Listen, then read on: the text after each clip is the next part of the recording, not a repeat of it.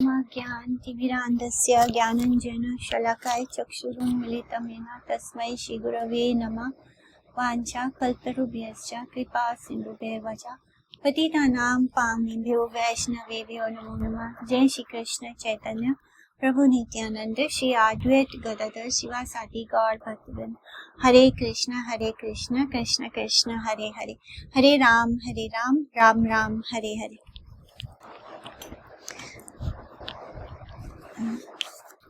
कल हम पहुंच गए थे चैप्टर 13 मध्य खंड श्लोका नंबर 20 को 21 से 30 तक का ट्रांसलेशन पढ़ा था और अब उसका एक्सप्लेनेशन पढ़ेंगे गौड़ भाष।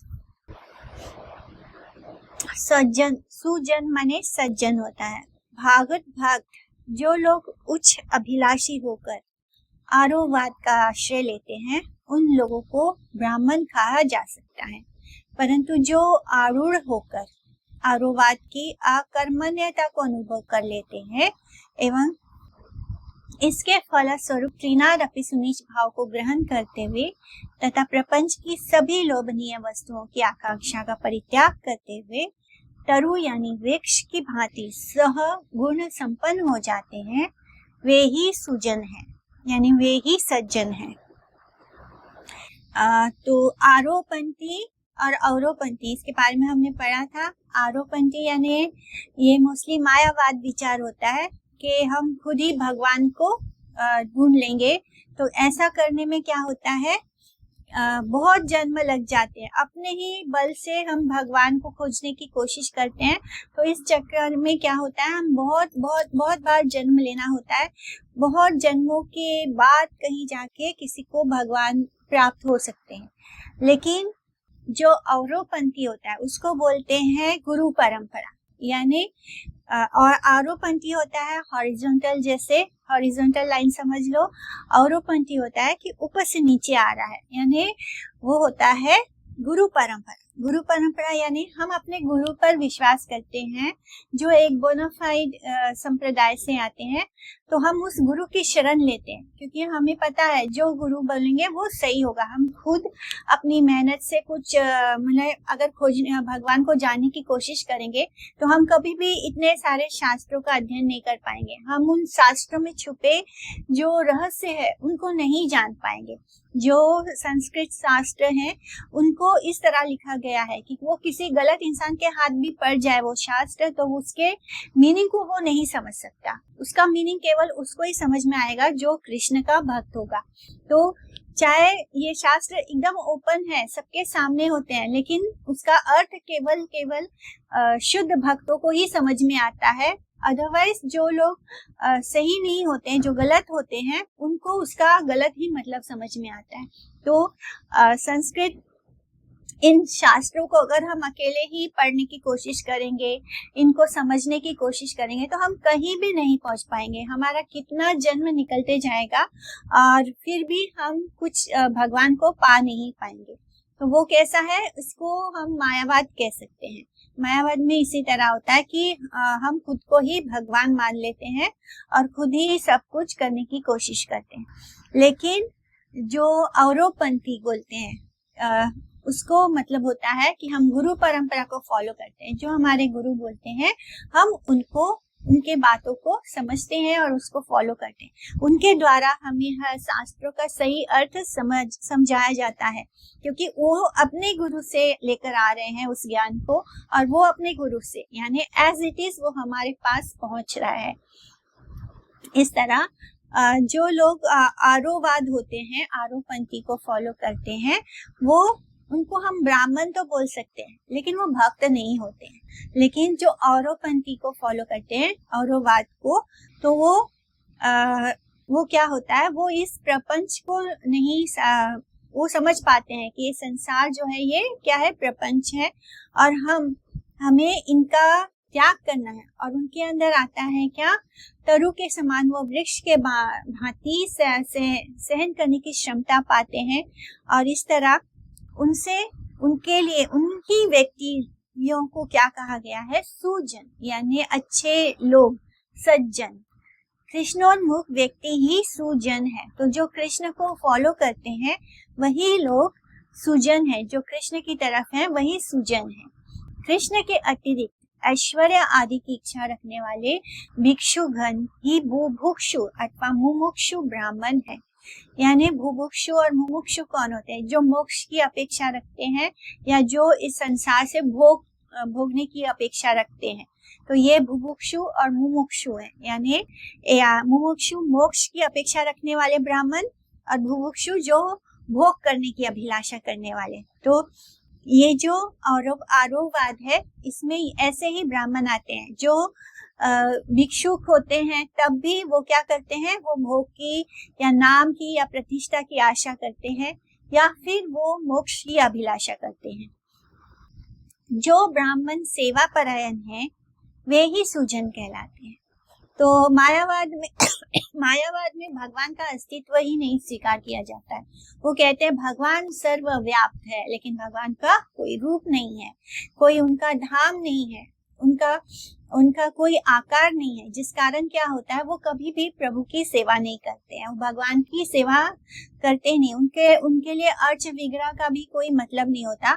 इनफैक्ट अगर वो अर्च विग्रह की सेवा भी करते हैं तो उसको केवल एक मीडियम की तरह यूज करते हैं। वो बोलते हैं कि ये केवल एक रास्ता है जिससे कि हम अपने मन को, ध्यान को केंद्रित कर पाए, लेकिन वो उन अर्च विग्रहों को केवल मूर्ति समझते हैं, वो उसको भगवान ही नहीं मानते।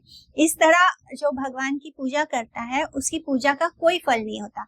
जैसे कि हम बोलते हैं ना कि भगवान के लिए जो कुछ भी किया जाए तो उससे सुकृति प्राप्त होती है, लेकिन वो कब प्राप्त होती है? जब हमारे हृदय में उनको भगवान मानता है, जब हम उनको अंदर से, हमारी आत्मा जब उनको भगवान के रूप में स्वीकार करती है। अदरवाइज जो अर्च विग्रह है, जो डेटीज हैं, वो उसको अगर हमने सिर्फ एक मीडियम समझ लिया कि हमारा ध्यान केंद्रित नहीं हो रहा इसलिए हम इनकी पूजा कर रहे हैं, तो वो मीडियम समझने से ही वहां पे भक्ति का कोई अंश नहीं रहता, जिस कारण क्या होता है हमें सुकृति भी नहीं प्राप्त होती। तो इस तरह जो मायावाद विचारधारा है उसमें अगर कोई लोग भगवान को केवल मीडियम समझते हैं, वो सब गणेश जी की, दुर्गा जी का, शिव जी का, कृष्ण जी की मूर्ति रखेंगे, मतलब वो उसको मूर्ति मानेंगे।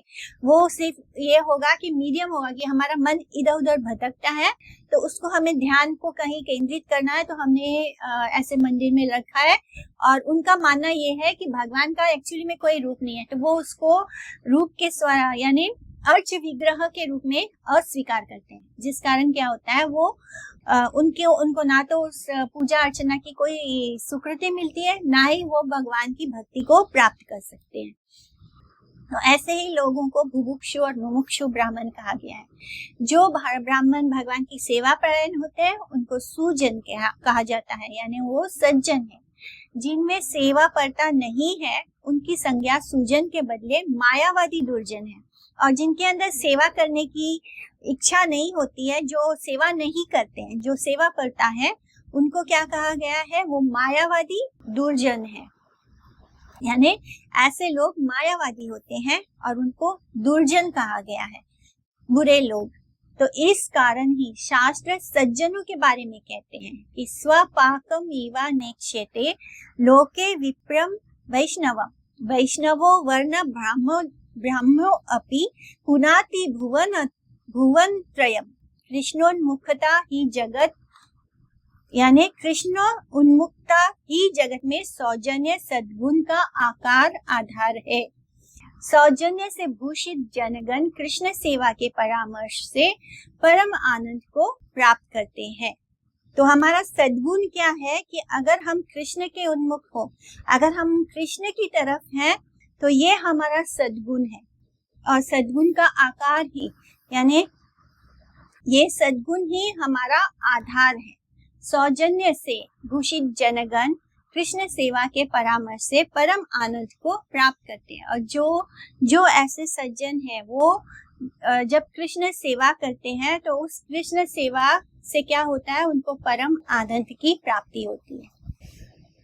अपर रूप अपूर्व अश्रुत पूर्व अत्या आश्चर्य, जो रूप अन्य सभी रूपों को अपत्व निकृष्ट से परिणत कर देता है, उसका मतलब होता है अपरूप, यानी निकृष्टता में परिणत कर देता है।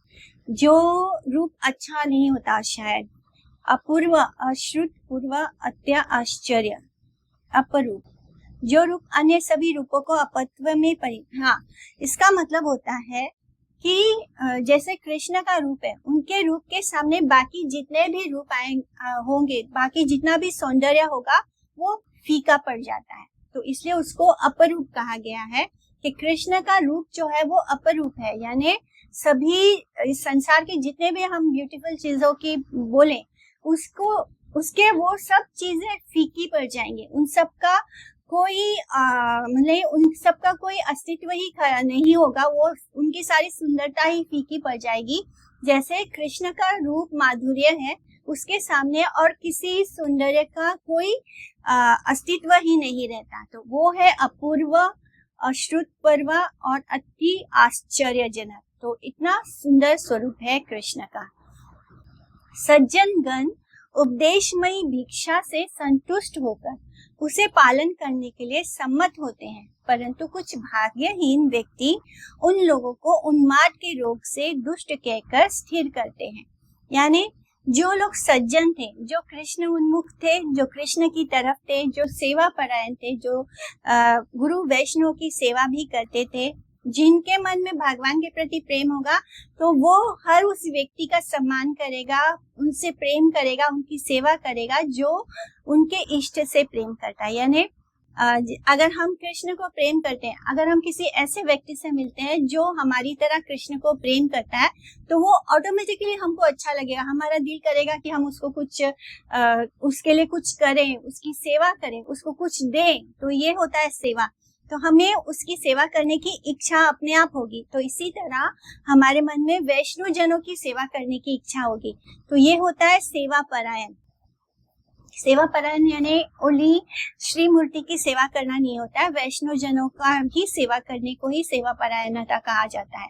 तो जो सज्जन व्यक्ति होते हैं, उनको जब नित्यानंद प्रभु और हरिदास ठाकुर घर घर जाकर ये उपदेश करते थे कि कृष्ण नाम कहो, कृष्ण भिक्षा, मैंने वो भिक्षा में क्या, जब वो द्वार पे जाके भिक्षा दे ही कहते थे, तो जब कोई घर से बाहर आता था तो तब उसको क्या उपदेश देते थे कि आप कृष्ण का नाम लो, कृष्ण को भजो और कृष्ण की शिक्षा ग्रहण करो, यानी कृष्ण कथा करो। तो इस तरह वो और भिक्षा में कुछ भी अन्य चीज स्वीकार नहीं करते थे, ना ही कृष्ण के अतिरिक्त वो कोई और बातें करते थे। तो इस तरह वो कोई प्रजल्प में नहीं पड़ते थे, केवल कृष्ण नाम करने के लिए सभी लोगों को उपदेश करते थे। उनका वो जब ऐसे उपदेश करते थे, तो जो सज्जन गण है, जो भगवान की तरफ, भगवान के भक्त, यानी जो भगवान से द्वेष नहीं करते, उनको सज्जन कहा जाएगा, कि जो कृष्ण की तरफ है, वो लोग जब ये उपदेश सुनते थे तो वो उससे बहुत प्रसन्न हो जाते थे, खुश हो जाते थे, संतुष्ट हो जाते थे और उसका पालन करेंगे। बोलते थे कि हाँ, हम ऐसे ही करेंगे, हम कृष्ण नाम का जप करेंगे। तो उससे वो संतुष्ट होकर हाँ करते थे। परंतु कुछ भाग्यहीन लोग थे। भाग्यहीन माने जिनके पास कोई सुकृति नहीं थी, ऐसे भी लोग होते हैं, उनको ही भाग्यहीन कहा जाएगा, क्योंकि उनके सामने शुद्ध भक्त आने से भी उनको कुछ उनके अंदर लाभ नहीं प्राप्त होता है। तो इसी तरह कुछ भाग्यहीन व्यक्ति उन लोगों को क्या समझते थे, उन्माद के रोगी। उन्माद यानी पागलपन। कहते थे कि तुम सब पागल हो और हम सबको भी पागल करने आए हो, ऐसे कहकर उनको दुष्ट कहकर स्थिर करते थे, यानी उनसे खुश नहीं होते थे। मंत्र दोष से, मंत्रणा अथवा परामर्श के दोष से, मंत्रार्थ की उपलब्धि में विकार के कारण मंत्र ग्रहण के फलस्वरूप अमंगल को प्राप्त करके, यानी जो मंत्र में ही दोष ढूंढता है, उससे क्या होता है, उनका अमंगल होता है। तो वो हरिनाम करने को तैयार ही नहीं होते।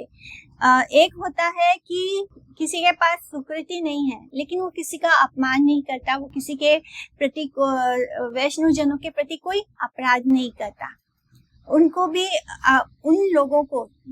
और कुछ ऐसे लोग हैं जिनको हम टोटली भाग्यहीन बोलेंगे, यानी जिनके पास कोई सुकृति नहीं है और इस कारण क्या होता है, एक तो वो हरिनाम भी नहीं करना चाहते हैं, और जब वैष्णव जन उनके पास जाते हैं तो उनको अपमानित करते हैं। इसका अपमान करने से क्या होता है, उनको और अपराध लगता है। पहले तो स्वीकृति भी नहीं है, और उसके उपरांत क्या होता है, उन्होंने वैष्णव जनों का अपमान कर दिया। अपमान करने से क्या होगा, उनको अपराध लगता है। तो ऐसे लोग टोटली भाग्यहीन होते हैं, क्योंकि फिर भगवान ऐसे दुष्ट लोगों को और भी ज्यादा नीची योनि में जन्म देते हैं, उनको और लोअर बर्थ मिलता है, एनिमल बर्थ मिलता है। क्योंकि ओनली इन ह्यूमन बॉडी हम भगवान के बारे में बात कर सकते हैं, उनको सोच सकते हैं, हम जान सकते हैं कि मैं कौन हूँ और मेरा क्या रिश्ता है भगवान के साथ। ये सब कुछ, ये इंक्वायरी हम किसी और योनि में जाएंगे, तो किसी और स्पीसीज में जाएंगे तो नहीं प्राप्त कर सकते। इसलिए भगवान क्या करते हैं, जो लोग ऐसा अपराध करते हैं, जो भगवान की तरफ आना ही नहीं चाहते, उल्टा और वैष्णव जनों को अपमानित करते हैं, ऐसे लोगों को भगवान और लोअर बर्थ में डालते जाते हैं। तो उनका जो भगवान के पास पहुंचने का जो रास्ता होता है, वो कंप्लीटली सब जगह से बंद हो जाता है। इसलिए हम कहते हैं कि हमें सुकृति अर्जित करते रहना चाहिए। सुकृति होगी तभी हमसे वैष्णव अपराध भी नहीं होगा। और या तो हम जब किसी वैष्णव से मिलेंगे तो हमारे मन में उनके प्रति कोई द्वेष भावना नहीं आएगी, जिससे कि हमारा उनके प्रति कोई अपराध नहीं होगा।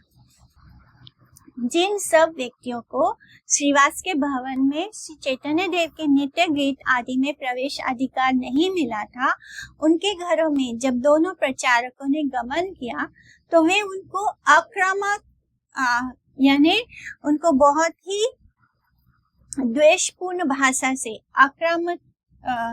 आक्रमण यानी जैसे कि उनपे अभी टूट पड़ेंगे मारने के लिए, तो ऐसी भाषा से संबोधित करने लगे। कोई तो प्रहार करने के लिए उठ खड़ा, कोई उठ के सीधा मारने के लिए आ गया उनको।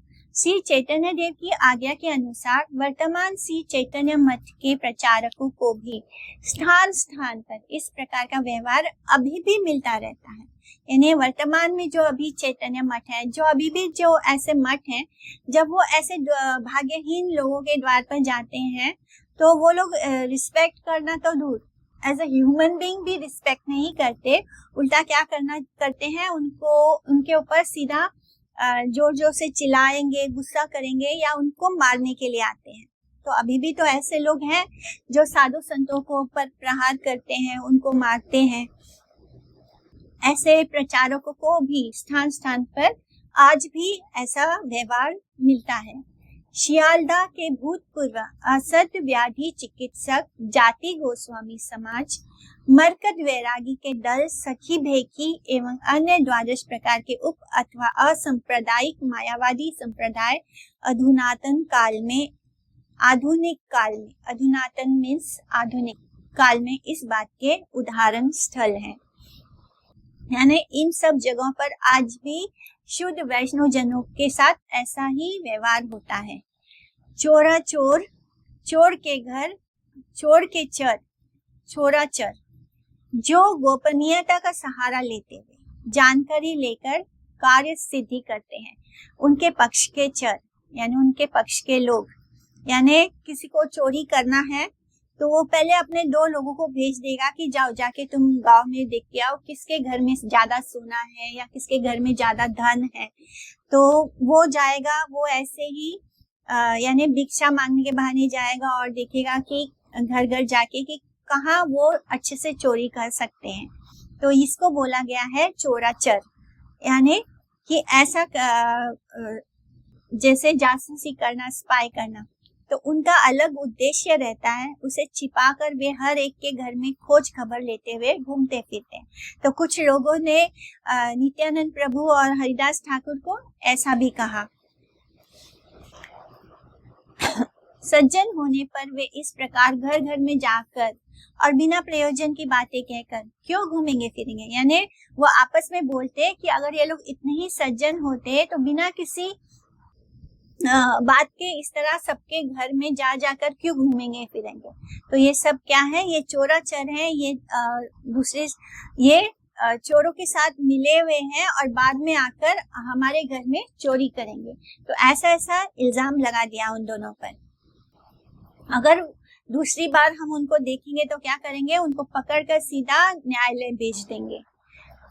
इस तरह इन लोगों ने, जिनको महाप्रभु के प्रकाश लीला में प्रवेश अधिकार नहीं मिला था, इसलिए महाप्रभु ने ऐसे लोगों को प्रवेश अधिकार नहीं दिया जो जिनके मन में भगवान और उनकी लीलाओं के प्रति जलन और ईर्ष्या है।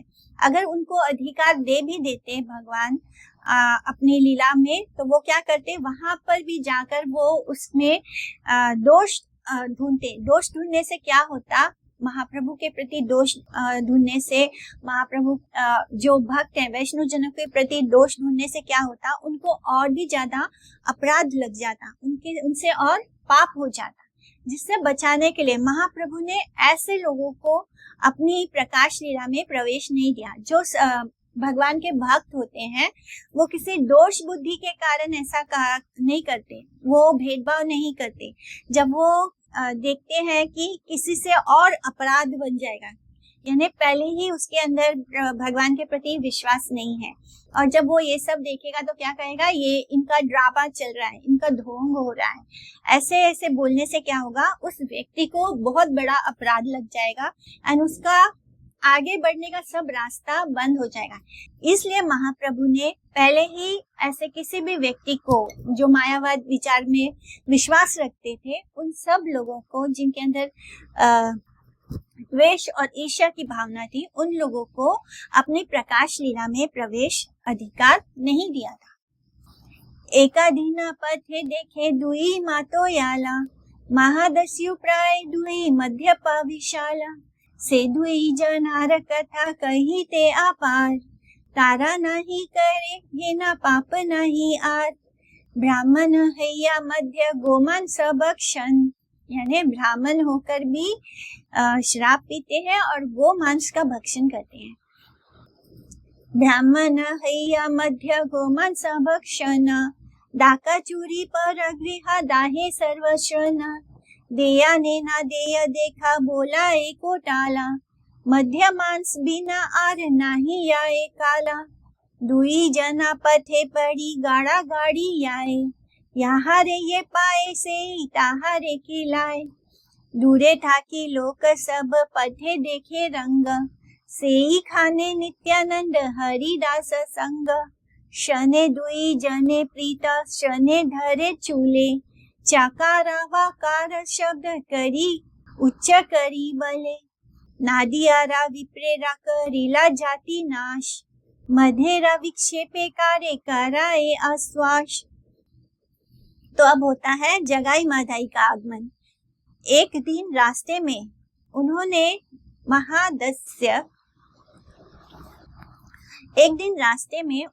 महादस्यु प्राय और बहुत मदिरा पीने वाले दो मत वालों को देखा। उन दोनों की कथा अपार है, ऐसा कोई पाप कर्म नहीं है, ऐसा कोई पाप नहीं है जो उन दोनों ने नहीं किया। यानी उन्होंने देखा कि दो ऐसे लोग हैं जो शराब के नशे में धुत हैं और घूम रहे हैं, और उनके बारे में जब उन्हें पता चला तो क्या था कि ऐसा कोई पाप नहीं है जो इन दोनों ने नहीं किया है, जो उन दोनों ने नहीं किया। ब्राह्मण है वो लोग, जन्म से ब्राह्मण है। जो जन्म से ब्राह्मण कुल में जन्म मिला है, यानी कि हम पर भगवान ने कृपा की है कि हमको ब्राह्मण कुल में जन्म दिया। लेकिन अगर हम उस कुल में जन्म लेकर उसका भगवान की तरफ आगे नहीं बढ़ते तो क्या होता है, हम अपराध ही कर रहे हैं एक तरह से, तो उसको ब्राह्मण नहीं कहा जाएगा। चाहे वो ब्राह्मण कुल में क्यों ना जन्म ले, तब भी उसको ब्राह्मण नहीं कहा जाएगा अगर उसका गुण ही नहीं है ब्राह्मण जैसा। तो ब्राह्मण होकर भी वे हर समय क्या करते थे, मद्यपान यानी शराब पीते थे, गो मांस का भक्षण यानी गो मांस खाते थे, डाका मारते थे, चोरी करते थे और दूसरों के घर में आग लगाने जैसे कुकृत्य भी करते थे। दूसरों के घरों में आग भी लगा देते थे। कोतवाल का बुलावा हुए सुनते नहीं थे। कोतवाल जब उनको बुलाता था तो वो वहां जाते ही नहीं थे, ना ही वे न्यायालय में जाते थे। हर समय यानी ना तो उनको कोतवाल का भय था, ना न्यायालय का भय था।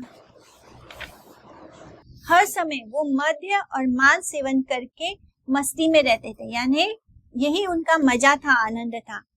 दोनों रास्ते में गिरकर लोटपोट होते थे। जैसे शराब पीने वालों की दशा होती है, वो इतना पी लेते हैं कि रास्ते में ही कहीं भी गिर जाते हैं, और जिसे देखते ही उसे ही मारते थे, जिसको देखते उसको ही मारने लगते। सभी लोग दूर से ही उनका रंग ढंग देखते थे।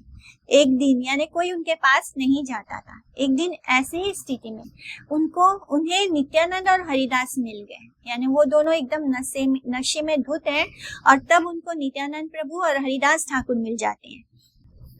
उस समय वे दोनों क्षण भर पहले आपस में बहुत प्रेम कर रहे थे, तो दूसरे ही क्षण एक दूसरे के केशों को खींचने लगे। यानी जगाई माधाई जो दोनों भाई हैं, एक पल पहले शराब के नशे में थे तो क्या कि बहुत आपस में प्रेम भाईचारा दिखा रहे थे, और दूसरे ही पल उनका बहुत जोर से लड़ाई झगड़ा हो गया और वो दोनों एक दूसरे के बालों को खींचने लगे। और फिर ऊंचे स्वर में, ऊंची आवाज में क्या बोल रहे हैं, चकार वकार यानी अश्लील शब्द बोलने लग गए।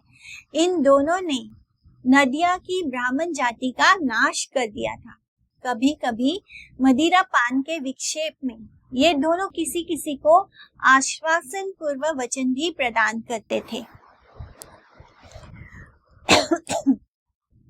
तो इस तरह शहर के कोतवाल अर्थात फैजदार के आह्वान, उनके बुलाने पर उनका जो नोटिस आता है तो उसको वो अस्वीकार कर देते। राज कर्मचारियों के समक्ष एवं धर्म अधिकरण अदालत में उपस्थित नहीं होते थे। अपराधियों के शांति स्थापक नियंत्रण करने वाले उनको उपस्थित होने का आदेश देते थे, परंतु वे हर समय ऐसे आदेशों की उपेक्षा कर देते। जैसे कि कोर्ट से किसी को हाजिर होने के लिए आता है, नोटिस आता है, लेकिन वो क्या करते हैं, उस नोटिस को देख के भी उसको यानी उनको कोई चिंता नहीं है, वो नहीं जाते हैं कोर्ट में। इसी तरह जगाई माधाई को न्यायालय से आदेश आता था, लेकिन वो उस फौजदार को मिलने नहीं जाते थे। जगाई माधाई दोनों में परस्पर कभी सद्भाव रहता, कभी वो दोनों बहुत भाईचारा रहता, तो कभी परस्पर केश आकर्षण यानी कभी वो बहुत तेज उनके अंदर लड़ाई झगड़ा होता, तो कभी अपनापन होता, कभी वो एक दूसरे को गालियां देकर पुकारते। दोनों शराबी मद्यपान करके पागलपन करते और कभी ब्राह्मणगण की जाति का नाश करने की चेष्टा करते, तो कभी अनुनय विनय का या विक्रम का विकास करते थे। मद्यपान के शराब के प्रभाव से मनुष्यों का शुद्ध बुद्ध लुप्त हो जाता है, इसलिए हित अहित विचार रहित होकर यानी उनको अच्छे बुरे की कोई समझ नहीं रह जाती। तो कभी कभी वो तोषामंदी, तो कभी कभी प्रचंड वाक्यों का प्रयोग करना उनके लिए स्वाभाविक होता है। इस तरह वो कभी भी कुछ भी बोल सकते हैं, और ऐसे लोगों का गुस्सा जो है वो बिना बात के ही भड़क जाएंगे और लड़ाई झगड़े में उतर जाते हैं। सर्व पाप से दुईरा शरीरे जन्मिला, वैष्णवे रे निंदा पाप सबे न हैला, आहर निशा मध्य पेरा संगे रंगे ठाके, नाहिला वैष्णव निंदा यही सब पाके। तो उन दोनों के शरीर में सभी पापों का जन्म हुआ, यानी ऐसा कोई गलत काम है जो उन्होंने ना किया हो, सब करके बैठे हैं।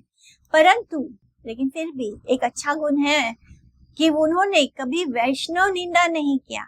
जो वैष्णव निंदा का जो पाप है वो उनसे कभी नहीं हुआ, क्योंकि वो दिन रात शराब में धुत रहते थे और अपने आप में ही मगन रहते थे, लेकिन उनसे कभी कोई वैष्णव निंदा ना हुई, क्योंकि वो होश में नहीं है। दिन रात दोनों मद्यपो यानी शराब के साथ मजे में रहते थे, इसलिए वैष्णव निंदा का अवसर ही नहीं मिला उनको। तो जो अपने होश में नहीं है तो वो किसी से क्या ईर्ष्या करेगा, इसलिए उनसे कभी भी ये वाला पाप नहीं हुआ वैष्णव निंदा का। जिस समय तक जगाई माधाई द्वारा भागवत भक्त वैष्णव के प्रति आक्रमण नहीं किया गया था, उस समय तक उनका अपराध नहीं हुआ था, केवल पाप हुआ था उनसे। अपराध एंड पाप में डिफरेंस होता है। तो पाप यानी वो जितने भी गलत काम थे, चोरी करना, किसी के घर में आग लगा देना, किसी के साथ लड़ाई झगड़ा करना, शराब पीना, ये सब पाप के इसमें आ गया। तो पाप तो उनसे बहुत हुआ था, लेकिन जब तक वो किसी वैष्णव से नहीं टकराए थे तब तक उनका अपराध नहीं हुआ था। वैष्णव की निंदा होने से सभी सद्गुण जो होते हैं वो विनष्ट हो जाते हैं।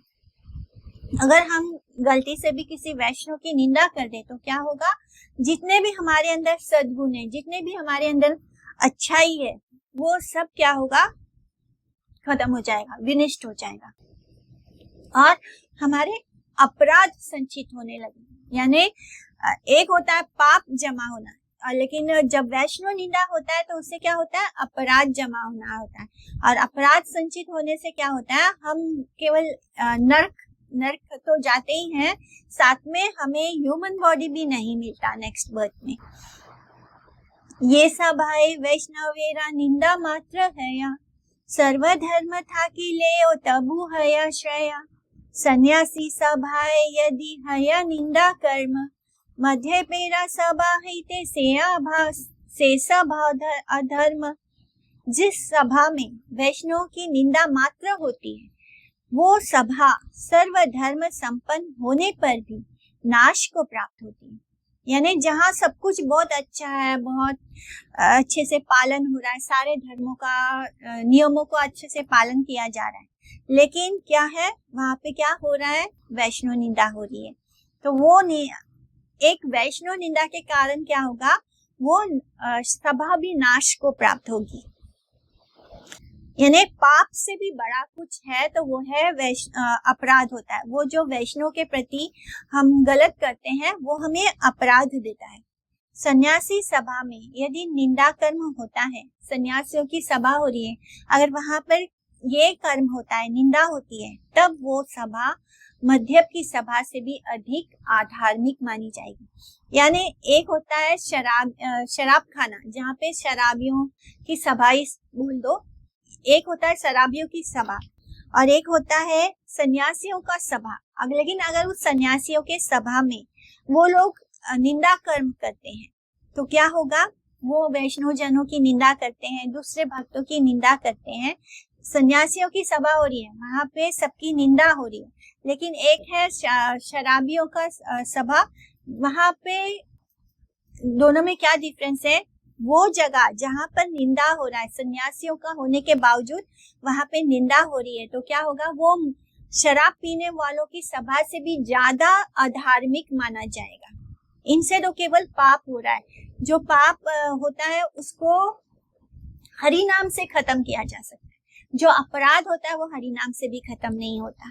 संसार के अच्छे बुरे सभी कार्यों से विरत चतुर्थ आश्रम यानी संन्यास, फोर्थ आश्रम क्या है, संन्यास आश्रम, उसको हम सर्वोत्तम संप्रदाय यानी वो सबसे बेस्ट माना गया। इस प्रकार के सर्वश्रेष्ठ समाज में भी, यानी इस प्रकार से इन सन्यासियों के समाज में भी यदि वैष्णव की निंदा होती है, तब वहाँ शराबी समाज के अधर्म से भी ज्यादा अधिक अधर्म है, ये जानना होगा।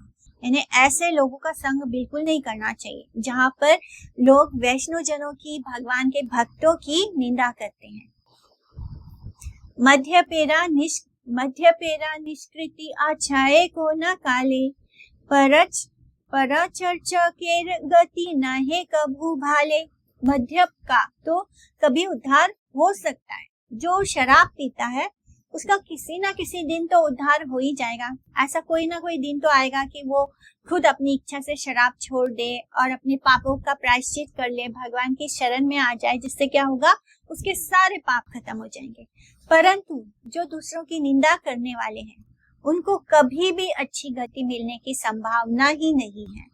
यानी उनका कुछ अच्छा होगा इसकी कोई संभावना ही नहीं है। अगर हम दूसरों की निंदा करते हैं, पर निंदा करने वालों का कभी भी अच्छा नहीं हो सकता, ये लिखा है यहाँ पर। यानी अगर कोई शराबी हो, कोई पापी हो, किसी ने किसी के घर में आग लगाया हो, चोरी की हो, किडनैपिंग किया हो, तब भी वो पाप से मुक्त हो सकता है हरि नाम लेकर। किंतु यदि कोई वैष्णव निंदा करता है, इनफैक्ट दूसरों की भी निंदा करता है, तो क्या होगा, उसको उसके साथ कभी अच्छा होने की संभावना ही नहीं है। मदिरा पान रथ जनगण मादक द्रव्य सेवन से विकृत मस्तिष्क होकर असत्य कार्य करते हैं। यानी वो मदिरा पीने के कारण उनके होश में नहीं होते, जिसके कारण क्या होता है, वो गलत काम करते हैं। उनका वो बुरा व्यसन जब तक नहीं छूटता है तब तक वे कुकर्म करने में रत रहते हैं। लेकिन घटनाक्रम से मद्यपान पिपासा शेष समाप्त हो जाने से, यानी हो सकता है कभी उनका वो जो मदिरा पान कर रहे हैं, जो वो शराब पी रहे हैं, किसी दिन वो शराब पीना छोड़ दें, शेष हो जाने पर उनको पाप नहीं करना पड़ता, यानी उनका पाप वहीं खत्म हो जाता है। परंतु जो पर निंदाकारी है के भाग्य में कभी भी किसी भी दिन मंगल लाभ करने की संभावना नहीं है, यानी जो दूसरों की निंदा करते हैं उनके भाग्य में कभी भी कुछ अच्छा होने की संभावना नहीं है। शास्त्र कहते हैं परा स्वभाव कर्माणि न प्रशंसेन गर्हयत् विश्वम